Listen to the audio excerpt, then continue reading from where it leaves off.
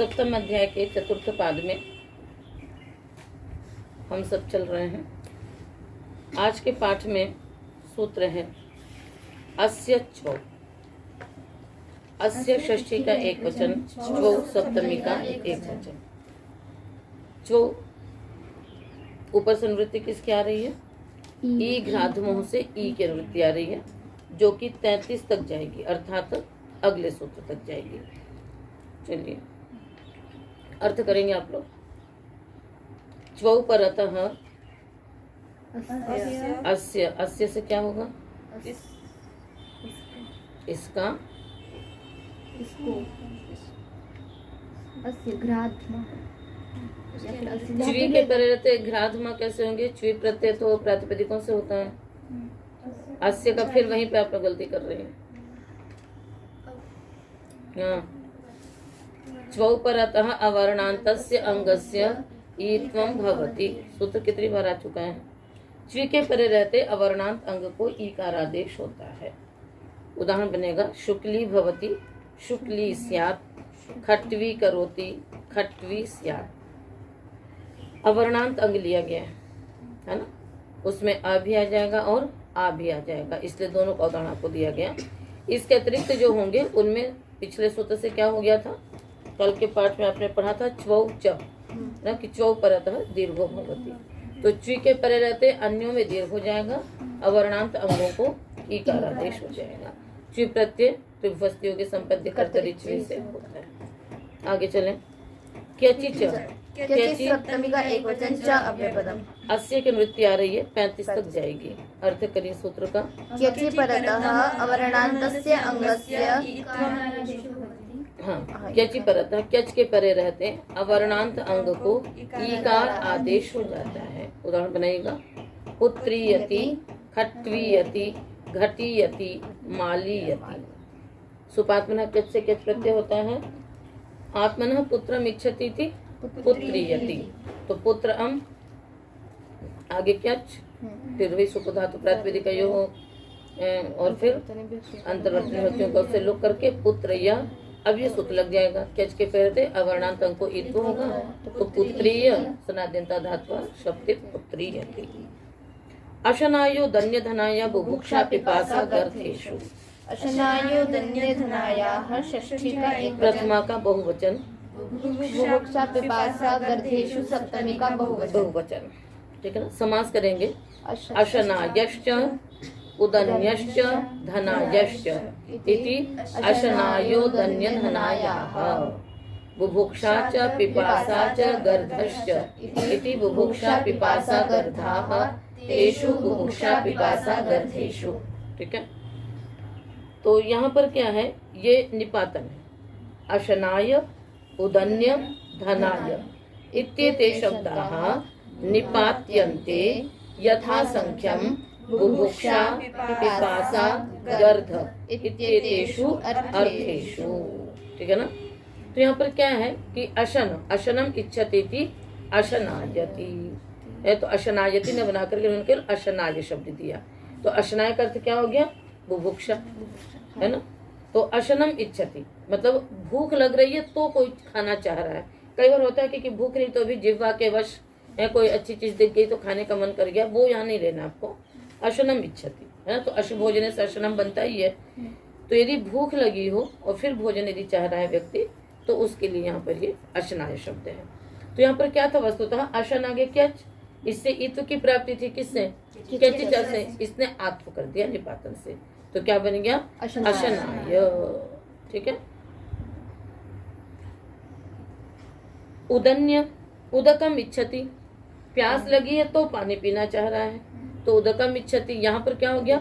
उदक शब्द से क्यच किया और उदक शब्द को उदन आदेश निपातन से हो गया, तो क्या बन जाएगा? उदन्य। ऐसी धनाय, यहाँ पर भी ईत्व की प्राप्ति थी, यहाँ पर धनम इच्छति थी, धनायति, जब लालचवश है ना, गृध्वाभिकांक्षायाम।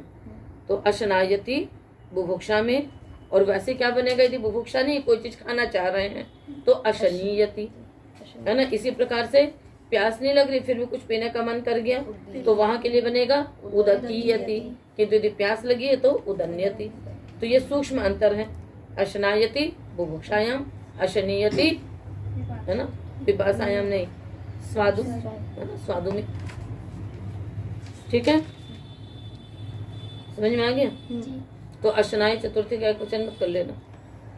न छंदस्य पुत्रस्य न अव्यपदम छंदसी, छंदसी षष्ठी का एक वचन कब होने लग गया? अपुत्रस्य षष्ठी का एक वचन।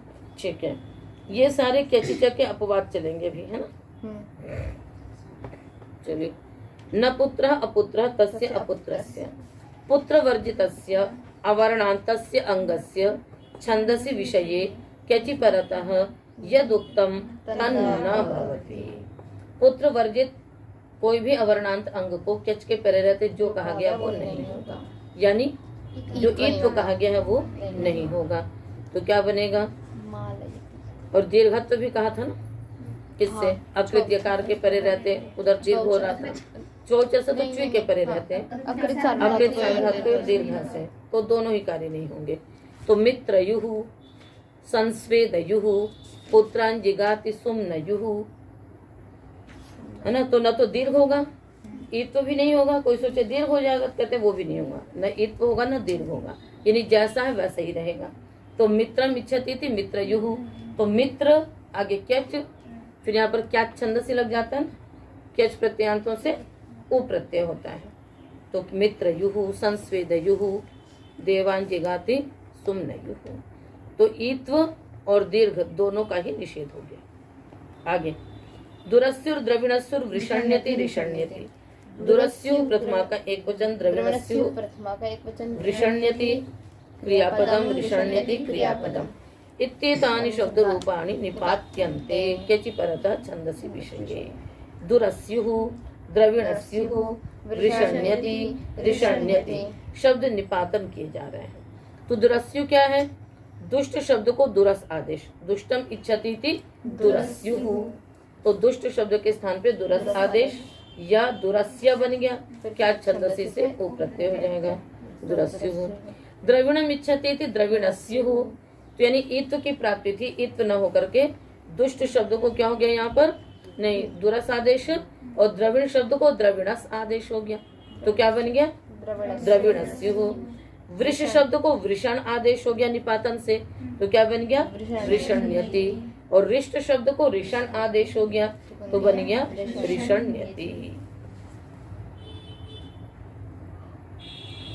ठीक है, और ये वेद विषय के हैं। तो उदाहरण है अवियोना दुरस्युः, ठीक है ना। तो इसके तो उदाहरण आपको बता दिए थे, ये सारे वेद के उदाहरण है। द्रविणस्युर विपन्यया समिद्ध शुक्र आहूतः, तो वैसे दुरस्यु बनेगा वेद में, और जब वेद में नहीं होगा तो दुष्टीयति। द्रविणस्यु द्रविणीयति, वृषण्यति वृषीयति, ऋषण्यति ऋष्टियति। तो जिस पक्ष में मतलब वेद में इस प्रकार से हो जाएगा, और भाषा विषय में जो प्राप्त है, क्या प्राप्त है सब में कैचिचा, जहाँ कैचिचा की प्राप्ति वहाँ कैचिचा लगेगा, और जहाँ नहीं है वहाँ नहीं लगेगा। तो इस प्रकार से ये कार्य करेगा। अगला सूत्र है अश्वाघस्यात्, अश्वाघस्यात्, अश्वाघस्य षष्ठी का एक वचन, आत् प्रथमा का एक वचन। यहाँ पंचमी से थोड़ा सा बचे हैं, प्रकृति प्रत्यय नहीं हो रहा है ना, ठीक है ना, इसलिए प्रकृति प्रत्यय नहीं है। चलो अश्वश्च अघंचेति अश्वाघम तस्मात् तस्य अश्वाघस्य, ठीक है ना, हमें भी चढ़िए। अश्व आगा इत्येतयोः क्यचि परतः छंदसि विषये आकारादेशो भवति। अश्व और आगे को भी वेद विषय में क्यच के पर रहते आकार आदेश होगा, तो क्या बनेगा अश्वायति, है ना। तो अश्वायति जरूरी कि आपको वैसा ही प्रयोग मिल जाए। अश्वायंतो मघवन, क्या है प्रयोग, अश्वायंतो मघवन, है ना। मात्वा वृका अघायवो विदन, ये तो प्रसिद्ध है, मात्वा वृका अघायवः विदन, है ना, कि पाप रूप भेड़िए तुझे कष्ट न दे। मात्वा परिपंथिनो विदन, मात्वा वृका अघायवो विदन, ये सब आते हैं कि मतलब कि तुम्हें ये जो रास्ते के जो चोर लुटेरे हैं वो तुम्हें कष्ट न दे, पाप रूप जो भेड़िए हैं वो तुम्हें कष्ट न दे। अश्वायंतः मघवन, हे इंद्र, है ना, अश्वों को चाहते हुए। तो इस प्रकार से तो सिद्धि में कुछ विशेष नहीं है। अघायव कैसे बन जाएगा? अघायु, है ना? पहले अघायु बनेगा, वही क्या छंद से लगा करके, और फिर अघायु से बहुवचन में बन जाएगा अघायव। तो मात्वावृका अघायव विदन। देव सुम्नयोर यजुषी काठके। देव सुम्नयोः षष्ठी का द्विवचन, यजुषी सप्तमी का एक वचन। काठके सप्तमी का एक वचन। समास करिए। देवश्च सुम्नश्च इति देव सुम्नौ तयोः देव सुम्नयोः। देव सुम्न इत्येतयोः क्यचि परतः आकारादेशो भवति यजुषी काठके, है ना? है ना? यदि यजुर्वेद काठक संहिता विषयक शब्द प्रयोग हो तो देव और सुम्न शब्द को भी आकारादेश होता है। देवायन्तः यजमानाय, तो देवायन्तः, अश्वायन्तः, ये प्रयोग कहाँ बने आपके? अश्वायन्तः कहाँ बनेगा? बना क्षत्रिय में। इसी प्रकार से देवायन्तः यजमानाय, है ना? तो यजमान के लिए देवों को चाहते हुए, तो देवायन्तः। तो यहाँ पर क्या हो गया? आकारादेश हो गया। सुम्नायन्तः हवामहे। सुम्नायन्तः, मना अभ्या, यहाँ पर तो सुम्न शब्द है ना? तो सुम्न शब्द से क्या किया आपने? क्यच प्रत्यय किया। तो सुम्न, सुम्न मतलब सुख, है ना? तो सुख को चाहते हुए हम सब यज्ञ करते हैं या बुलाते हैं। तो सुम्नायन्तः हवामहे, ये काठक संहिता का है, ये, है ना? कल पुस्तकालय में जाकर के देखना काठक संहिता कैसी है, ठीक है? आप लोग जो पढ़ रहे हो तो माध्यम दिन संहिता है, ठीक है ना? इसकी काठक संहिता भी है। तो पहले आप लोग पुस्तकालय में कल देखिएगा, जहाँ पर वेद के रखे हुए हैं तो सब परिचय होना चाहिए। ये काठक संहिता, ये तैत्तिरीय संहिता है, ये शौनक संहिता है, तो वहाँ पे सब रखे हुए हैं, शाखाएं भी रखी हुई हैं। तो जो हैं कम से कम उतनों का एक बार परिचय तो करो, एक बार दर्शन तो करो, ठीक है? वहाँ यदि नहीं मिलेगा तब फिर मेरे को बताना, तो मैं अपनी वाली फिर दिखा दूंगी, पर एक बार पुस्तकालय से परिचय आप लोग करिएगा। कव्यध्वर पृतनस्यर्चि लोपः। कव्यध्वर पृतनस्य षष्ठी का एक वचन, ऋचि सप्तमी का एक वचन, लोपः प्रथमा का एक वचन। कविश्च अध्वरश्च पृतना च इति कव्यध्वर पृतनम तस्य कव्यध्वर पृतनस्य। यहाँ पर क्या हो गया है? नपुंसक लिंग को ह्रस्व कर दिया गया है ना? तो पृतना को क्या बन गया? पृतन, पृतनस्य। कवि अध्वर पृतना इत्येतेषाम् अंगानां क्यचि परतः लोपो भवति। क्यच के परे रहते इन अंगों का क्या होता है? लोप होता है। किसका लोप होगा? अंत्य अल का। तो क्या बनेगा? कव्यन्तः, सुमनसः, अध्वर्यन्तः, पृतन्यन्तः, तिष्ठति, सब वेद विषय के हैं ये। तो कैसे बन जाएगा? कव्यन्तः, कवि के ई का लोप हो गया, आगे क्या रह गया? य, तो कव्य, आगे कव्य क्षत्रिय प्रत्यय हो जाएगा। सुमनसः, तो उसका ही हो गया। अध्वर्यन्तः, अध्वर्यु शब्द, अध्वर शब्द था, अध्वर के आ का लोप हो गया, तो क्या बच गया? अध्वर्य, आगे दिकर ही लोगे। ऐसे ही पृतन्यन्तः, है ना? तो इन सब में शप जरूर आएगा, क्योंकि क्षत्रिय है ना? क्षत्रिय तो कव्य आगे शप, आगे क्षत्रिय का अत, तो अतो गुणे से प्ररूप हो जाएगा, तो फिर बन जाएगा, दो बार प्ररूप होगा, है ना? कव्य अ में होगा, फिर कव्य अंत में होगा, कव्यंत, और उसके बाद फिर जस बहुवचन का, तो कव्यंत। सर्वत्र इसी प्रकार से ध्यान में रखिएगा कि यदि ये तिवाद्युत्पत्ति होगी तो फिर क्या होगा? कर्तावचि सार्वधातुक परे रहते तिवाद्युत्पत्ति, तिप के स्थान पे फिर क्या? लट आएगा, लट के स्थान पे क्षत्रिय हो जाएगा डायरेक्ट, है ना? जब तिवाद्युत्पत्ति होती तब की बात अलग हो गई। यहाँ पर तो क्या है? लट के स्थान पे क्षत्रिय, क्षत्रिय भी सार्वधातुक है, इसलिए शप आएगा ही आएगा। तो कव्य, फिर शप का अ, और फिर क्षत्रिय का अ, तो दो बार अतोगुणे लग करके कव्यंतर बनेगा।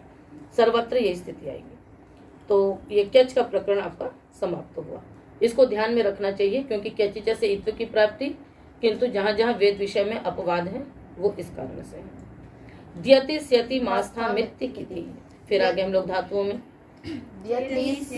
मास्थाम षष्ठी का बहुवचन, इत प्रथमा का एक वचन, ति सप्तमी का एक वचन, किति सप्तमी का एक वचन।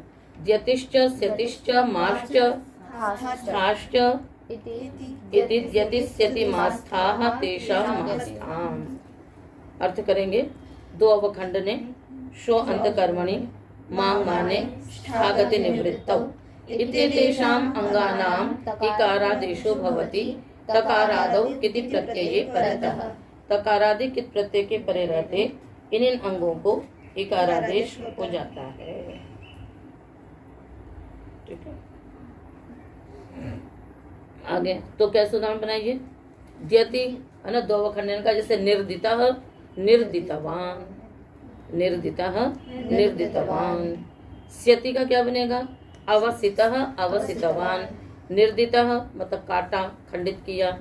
अवसितः अवसितवान, समाप्त किया। मितः मितवान है ना, जाना, फेंका, दोमी प्रक्षेपण से भी बन जाएगा, जिसको भी आत्व होगा। स्थितः स्थितवान, बैठा।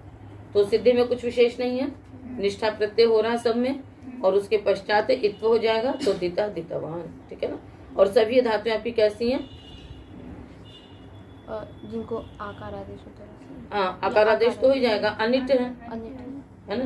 तो जो आपका आकारादेश हुआ उसी को इत्व हो गया तो अवसिता इत्यादि बन जाएगा। तो अंत्य अल को सीधे यहाँ पर आपने क्या कर लिया, इकारादेश कर लिया। शाक्षोर अन्यतरस्याम, सप्तमी का एक वचन। शाश्च छाश्च इति शाक्षौ तयोः शाक्षोः। करिए। शोत अनुकरणे अनुवृत्तियां किसकी हैं, इत की और तिक इति की। ठीक है। शोत अनुकरणे छो छेदेने।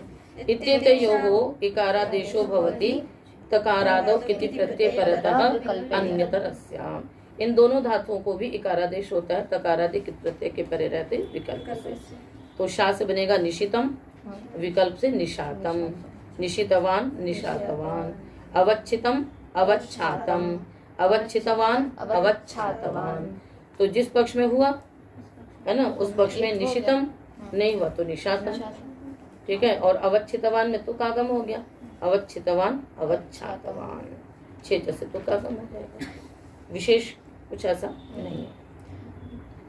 दधाते ही दधाते है, षष्ठी का एक वचन ही प्रथमा का एक वचन। अर्थ कर दीजिए। दधाते है अंगस्य ही आदेशो भवति तकारादौ इति प्रत्यये परतः। हितः हितवान हित्वा, क्या अर्थ जाएगा हिता का, दुधायन धारण है ना, धारण किया। और उसी में अभी उपसर्ग लग गया तो अभिहितः मतलब कहा। तो हिता हितवान हित्वा, हित्वा मैंने धारण करके, हित्वा करके क्या हो गया, धारण करके। और अभिधाय, अभिधाय कहकर, अभिधाय मैंने कहकर। आगे चलिए। जहाते चक्री, जहाते है सप्तमी का एक वचन। जहाते है अंगस्य ही इत्ययम् आदेशो भवति त्रि प्रत्यय परतः। जहाते अंग को ही आदेश होगा तो आपके परे रहते हैं। हित्वा राज्यम वनम गतः, है ना, राज्य को छोड़कर वन गए। हित्वा गच्छति, छोड़कर जाता है। तो क्या हो गया यहाँ पर, हा आगित्वा, हा को इत्व हो गया, हित्वा बन गया, कुछ विशेष नहीं है। विभाषा छंदसी, विभाषा प्रथमा का एक वचन, छंदसी सप्तमी का एक वचन। इसमें जहाते है क्वी की अनुवृत्ति आ रही है इसी सूत्र तक। अर्थ करिए। जहाते है अंगस्य छंदसी विषये विकल्पे न हि इत्ययम् आदेशो भवति त्वा प्रत्यये परतः। हित्वा शरीरम यातव्यम, है ना, शरीर को छोड़कर जाना चाहिए, जाना ही पड़ेगा, है ना। हम नहीं भी चाहेंगे तो भी हात्वा, विकल्प से हो गया, एक बार हात्वा एक बार हित्वा। तो एक बार हित्वा बना इससे, और फिर एक बार हात्वा। यहाँ पर घूमास्था लग सकता था किंतु छांदस प्रयोग होने से वो भी नहीं हुआ, तो हात्वा और हित्वा ऐसा ही रह गया, नहीं तो ही हित्वा बन सकता था। सुधित वसुधित नेमधित धिष्वधिषीय च, सुधित वसुधित नेमधित धिष्वधिषीयः। धिषि है ना, सब अलग अलग पद हैं, सब है ना लुप्त प्रथमांत निर्दिष्ट हैं सारे। तो धिष्व नहीं, सुधित वसुधित नेमधित धिष्व, धिष्व और धिषि ये क्रियापद हैं। सुधित वसुधित नेमधित ये प्रथमांत पद हैं और धिष्व धिषीय क्रियापद हैं। इत्येतानि शब्द रूपाणि निपात्यन्ते छंदसि विषये। तो सुधित वसुधित नेमधित, तो सुधित में क्या निपातन है, सु उपसर्ग। हाँ, सु पूर्वक हाथ वही धा धातु से त प्रत्यय के परे रहते इत्व निपातन से हो गया, तो क्या बन गया सुधित। फिर वसु उपपद रख करके धा धातु से त प्रत्यय वसुधित, नेम रख करके नेमधित। धिश्व लोट लकार के मध्यम पुरुष के एक वचन में इत्व निपातन कर दिया, तो धा आगे स्व था, इत्व कर दिया, धिश्व बन गया। द्वित्व इत्यादि कुछ नहीं हुआ, नहीं तो जो इत्यादिगण की धातु थी शप आता, शप कुशलु होता है ना, तो फिर दूसरे रूप बनते, धत्स्व इत्यादि बनता है, यहाँ धिश्व बन गया। धिशीय आश्रयलिंग का रूप बन गया आत्मनिपद के उत्तम पुरुष के एक वचन में, है ना, तो क्या हो गया धा धातु को इत्व और प्रत्यय को भी इट आगम निपातन हुआ, तो क्या बन गया धिशीय। ये तो गर्भम माता सुधितम प्रयोग है आपका, नहीं तो सुहितम बनता, वसुधितम वसुहितम, नेमधिता नेमहितम बनता या नेमहिता बनता। धिश्व सोमम प्रयोग बनेगा और भाषा में धत्स्व, और धिशीय को धासीय, तो धासीय को धिशीय हो गया। तो ये सब सर्वत्र इत्व ही निपातन से हुआ है और कुछ विशेष नहीं हुआ है, तो ये प्रयोग आपके बन रहे हैं। तो प्रथम वृत्ति में जो पते दिए हुए हैं कम से कम आप लोग उनको निकाल करके देखिएगा, वेद के आगे चले। दो दद हो हाँ, दह तो सुधितम में समास हो जाएगा, है ना, बिना हाँ सुष्ठु हितम इति सुधितम, है ना, भली प्रकार से धारण किया। इसी प्रकार से वसु चासौ हितम चैति वसुधितम, विशेषणम विशेषण बहुलम से समास हो गया। ठीक है, इसी प्रकार से नेमधित में भी सामी से समास हो जाएगा, सामी अर्थवाची शब्द है, नेम हितम इति नेमधितम, तो इस प्रकार से यहाँ पर समास भी होगा। दो दत्त हो, दत्त प्रथमा का एक वचन, घोः षष्ठी का एक वचन। भूसंज्ञकस्य दा इत्येतस्य तत् इत्ययम् आदेशो भवति तकारादौ किति प्रत्यये परतः। तकारादि कित प्रत्यय के परे रहते दा अंग को दत्त आदेश होगा। दत्तः दत्तवान दत्ती, दा आगे त दत्त आदेश हो गया, दत्त खरी लग गया, क्या बन गया दत्तः दत्तवान दत्ती। अच्छा उपसर्गातः,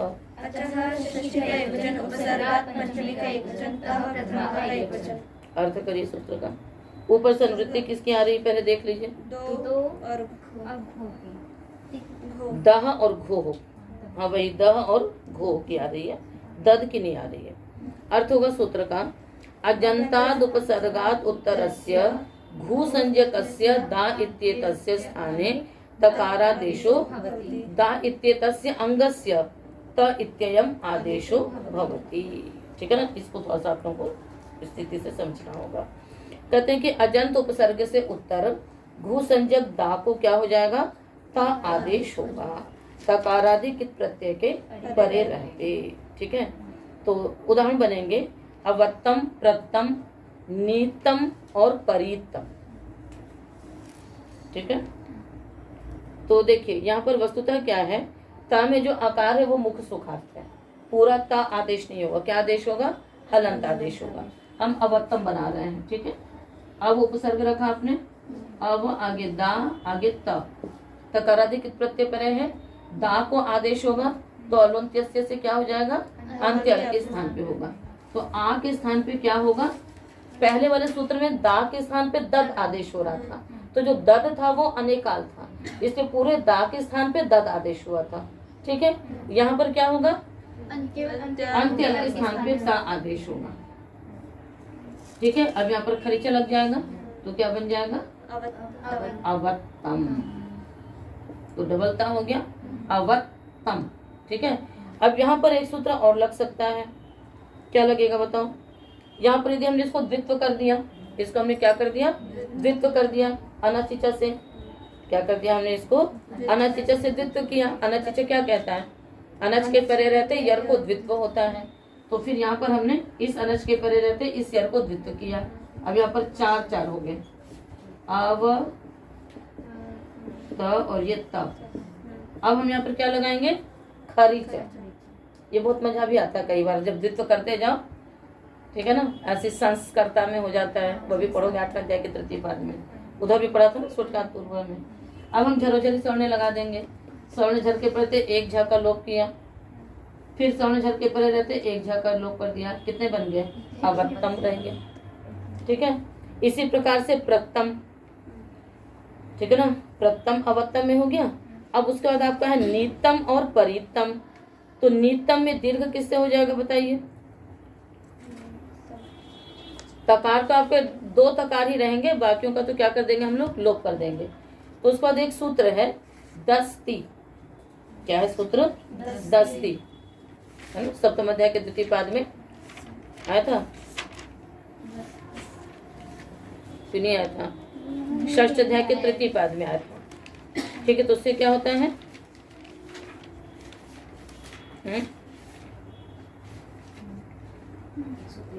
उपसर्ग को दीर्घ होता है ना, तकारादि प्रत्यय के परे रहते, है ना, क्या हो जाता है? हाँ, उपसर्ग को दीर्घ हो जाएगा।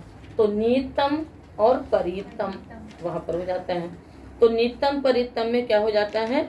वहां पर उपसर्ग को दीर्घ हो जाता है और बाकी जगह पे क्या हो जाएगा? तकार आदेश होगा। ठीक है ना, बस ये यहाँ पर विशेष है। समझ में आ गया? आगे चलिए। तो ये ध्यान में रखना कि जब उपसर्ग से उत्तर होगा, अजंत उपसर्ग से उत्तर, तो त आदेश होगा, तो वहाँ अवत्तम बनेगा। और जब कोई उपसर्ग नहीं है तो क्या बनेगा? दद आदेश होगा, तो क्या रहेगा? दत्तः, है ना। तो ये ध्यान में रखना है। और जब अवत्तम इत्यादि बनाएंगे तो अनचिचा से द्वित्व करेंगे, और द्वित्व करने के बाद 4 तकार हो गए, उस बाद फिर 2 तकारों को हम झरोझरी सवर्ण से झाड़ देंगे। ठीक है ना, तो उससे क्या हो गया? एक तकार गया, फिर दूसरा तकार का भी लोप हो गया। आगे चलिए। अपो भी, अपह एक वचन, भी सप्तमी का एक वचन। भकारादौ प्रत्यय परतः अपह त इत्ययम् आदेशो भवति। भकारादि प्रत्यय के परे रहते अप को तकार आदेश होता है। तो फिर वही अलवंत्य से क्या होगा? त के स्थान पे होगा। तो कैसे बन जाएगा? अप आगे भी, प को क्या हो गया?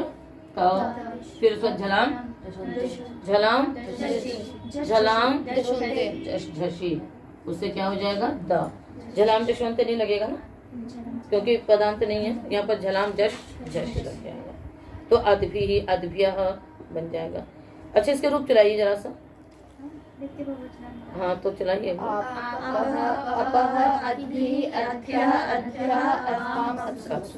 चलिए। सह धातु के, सह प्रथमा का एक वचन, प्रथमा कहाँ से याद आ रहा है? सह षष्ठी का एक वचन, सी सप्तमी का एक वचन, अर्ध धातु के। सप्तमी का एक वचन। ये सूत्र तो सब पहले आ चुके हैं ना। चलिए, अर्थ करिए सूत्र का। सकारादौ अर्ध धातु के प्रत्यये परतः सकारांतस्य अंगस्य तकारादेशो भवति। सकारांत अंग को तकारादेश होता है, सकारादि अर्धातु प्रत्यय के परे रहते हैं। वत्स्यति, उदाहरण क्या है? वत्स्यति, वत्स्यतः, वत्स्यन्ति। और भी है ना, अवत्स्यत, वस्तुम इच्छति थी, विवत्सति, जिघत्सति, घसली अदने से बना देंगे, है ना। तो वत्स्यति में स्थिति क्या देखें आप? वस आगे स्य, सकारादि अर्धातु प्रत्यय है, स को क्या हो गया? तो क्या बन गया? वत्स्यति। इसी प्रकार से अवत्स्यत लिट लकार में, लिंग लकार में हो जाएगा। विवत्सति में सन में हो जाएगा। वस सन, इटाक वसतिक शुद्धोरिट से निषेध होकर के नहीं, ये है ही धातु आपकी वैसी, कैसी? अनिट धातु है, उसी से इटागम होता है जहाँ पर आवश्यकता होती है। तो फिर यहाँ पर इटागम नहीं हुआ तो क्या रह गया? वस सकारादि धातु गया तो तकारादेश हो गया, है ना। तो वस वस व वस विवत्सति। इस प्रकार से घसली अदने से क्या बन जाएगा? घस स को ता हो जाएगा तो जिघत्सति। आगे तो शेष सिद्धि आप लोग जानती ही हैं, जिघत्सति की सिद्धि भी पढ़ चुके हो, जहाँ पर घसली आदेश होता है वहां पर। तो एक बार सारी सिद्धियां आप निकाल करके पुनः देख लीजिएगा, ठीक है। तासस्त्योर लोपः,